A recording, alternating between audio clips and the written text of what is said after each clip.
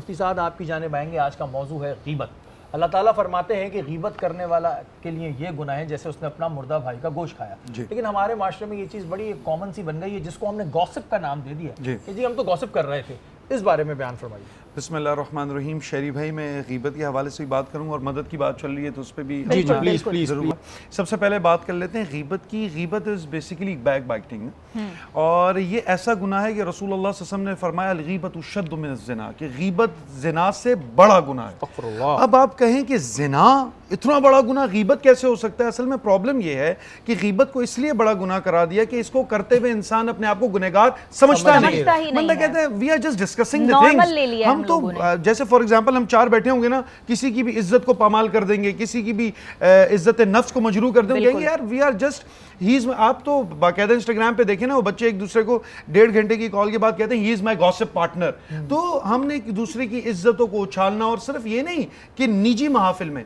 ہمارے استاد ایک مذاق میں جملہ کہتے تھے کہ وہ لوگ جو کبھی باتھ روم کے دیواروں پر لکھتے تھے آج ان کے لیے سوشل میڈیا آ گیا, سوشل میڈیا پر چیزیں لکھتے ہوئے جاتے ہیں اور یہ بھی نہیں دیکھتے. اور دوسرا ایک بہت بڑا مسئلہ ہمارے یہاں ہے کہ اگر آپ کے سامنے کوئی ایسی نازیبہ چیز آ گئی ہے, میں کھل کے کہہ دیتا ہوں, even viral video of someone, it's not your responsibility to share it. میں لوگوں تک پہنچاؤں گا, یہ آپ کا نہیں ہے.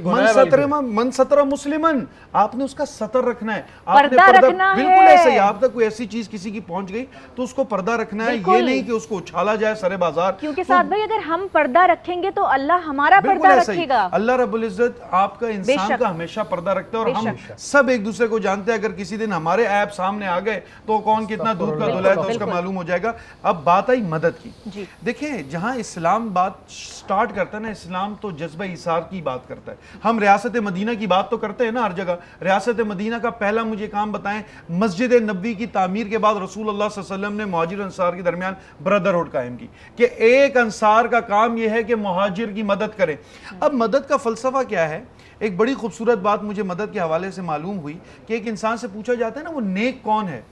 اب آپ بولیں گے یار نیک انسان کون ہے؟ جو نماز پڑھے, روزہ رکھے, حج کرے. کہا نہیں, نیک انسان کی ڈیفینیشن یہ ہے کہ جو کسی کو مجبوری میں دیکھے اور اس کی مدد کر سکتا ہو. مثال کے طور پر شاید میرے پاس اتنا پیسہ نہ ہو کہ میں سحری میں شتر مرغ کھلا سکوں, نہ ہو تو, لیکن میں کسی کو دیکھ لوں کہ یار اس کی بائک کا ٹائر پنچر ہے, بائک میں پیٹرول نہیں, میں ٹو تو کر سکتا ہوں نا. فرمایا جو کسی کو مجبوری کے اندر دیکھ لے, یہ استطاعت رکھتا ہو, کیپیبلٹی رکھتا ہو کہ اس کی مدد کر سکتا ہے اور مدد نہیں کرتا, وہ نیک نہیں ہے. کچھ بھی ہو سکتا ہے, وہ عالم ہو سکتا ہے, ایک سیکنڈ, وہ مفتی ہو سکتا ہے, وہ بہت بڑا نام ہو سکتا ہے, نیک نہیں کہے اپنے آپ کو بیکاز ہی واز ایلیجیبل. میں آپ کو بات بتاؤں, اللہ تعالیٰ نا نیت دیکھ رہا ہوتا ہے. بالکل, آپ چاہے اتنا کریں یا اتنا کریں. دیکھیں اللہ تعالیٰ کے خزانے میں تو کمی نہیں ہے نا, آپ جو بھی دنیا میں کر رہے ہیں اللہ تعالیٰ کو کیا, اللہ تعالیٰ کے لیے کیا, لیکن اللہ تعالیٰ آپ کی نیت دیکھ رہا ہوتا ہے.